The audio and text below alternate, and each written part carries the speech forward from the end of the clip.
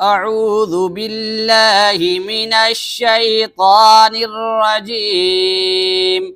بسم الله الرحمن الرحيم. قالوا سبحانك لا علم لنا إلا ما علمتنا إنك أنت العليم الحكيم. قال يا آدم أنبئهم بأسمائهم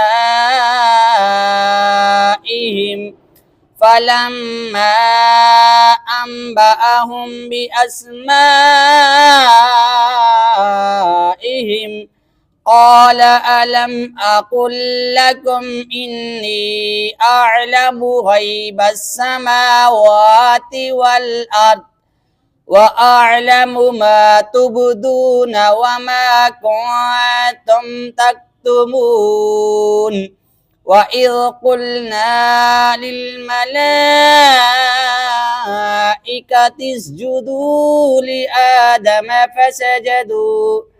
لآدم فسجدوا إلا إبليس أبى واستكبر وكان من الكافرين.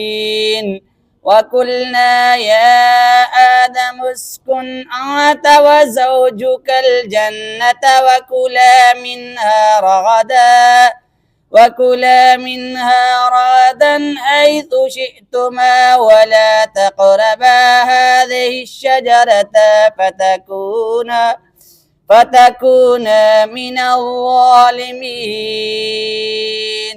صدق الله المولانا العظيم.